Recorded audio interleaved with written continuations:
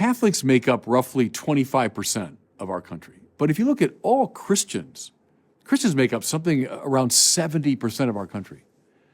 What would happen, I wonder, if today, every Catholic and every Christian resolved to live according to these evangelical counsels as I've described them?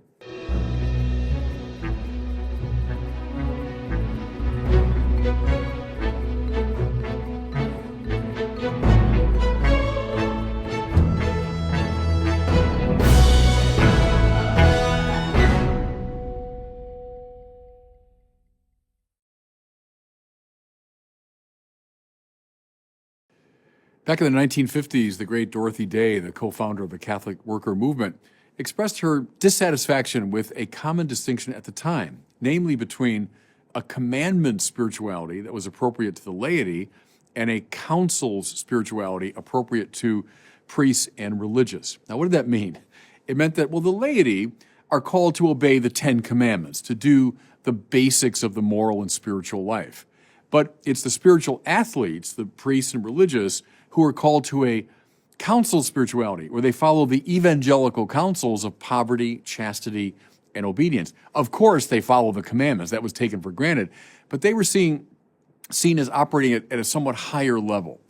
Well, Dorothy Day, back before the Vatican Council, expressed a dissatisfaction with this. She said, no, all the baptized are called to sanctity, to heroic sanctity, and so the laity, too, should follow the evangelical counsels.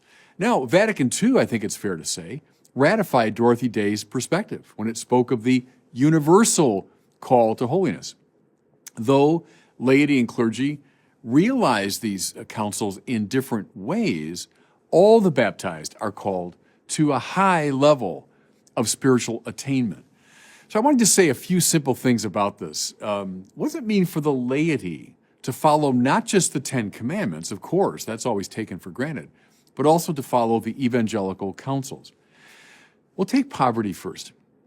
Now, very few lay people are called to the kind of poverty that, let's say, a Trappist monk is called to, or a Franciscan friar. That's a particular form, religious form of poverty.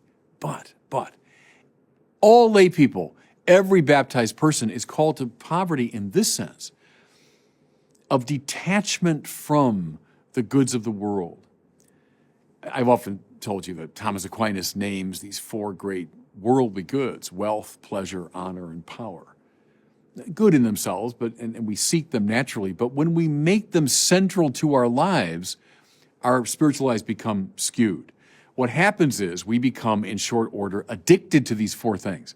And now our whole life is focused on getting wealth at all costs, getting pleasure, getting power, getting honor. Think of those priests of Baal in the Old Testament who are hopping around the altars, calling upon their gods.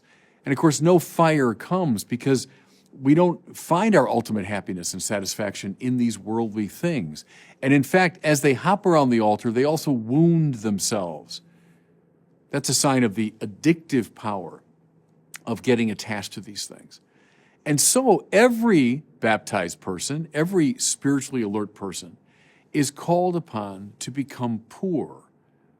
That is to say, detached from these things so that they might do the will of God. Because sometimes God calls us on a path that means we will not be particularly powerful. We won't be particularly wealthy. We won't be honored. Think of the cross of Jesus. Well, every follower of Jesus, lay and clergy, lay and religious, is called to a detachment from these goods so they can follow the will of God. So obedience, or rather poverty first. Then chastity. Now, religious and priests are called to chastity in a very particular way, celibate chastity, and not everyone is called to celibacy, thank God, otherwise the human race would go out of existence pretty quickly. But all the baptized, all lay people, are called to chastity in this sense. To be chaste means to be sexually upright. It means to have a rightly ordered sexual life. And furthermore, that means a sexual life that is ordered to love, that's under the aegis of love. And again, following Aquinas, To love is to will the good of the other. Love is not a feeling, not a sentiment. Sentiments come and go. We can't really control them. But love, authentic love, is an act of the will. It's to will the good of the other. Do I live my sexual life in such a way that I am willing the good of the other all the time? Think now, everybody, of the church's insistence that sexuality is rightly expressed within marriage and ordered to the twin ends of unity and procreation. Now think about that for a second. What does that mean? It means that sexuality is now brought under the aegis of love in that double sense. Unity, love for one's spouse; procreation, love for one's children. You see, here's the thing. Sexuality, like our desire for food and drink, is a desire for life. Food and drink is to preserve my own life. Sex is to preserve the life of the species. Well, these life drives, Aquinas said, are the most powerful. And therefore, they are spiritually dangerous. You see what I mean? Because they're so powerful, they can force us to draw the world into ourselves. I will now do anything to achieve these ends. I will now do anything to satisfy my sexual desire. Well, the church says, no. This great evangelical counsel of chastity must be in place so that your sexual life is rightly ordered. So poverty, chastity, and finally obedience.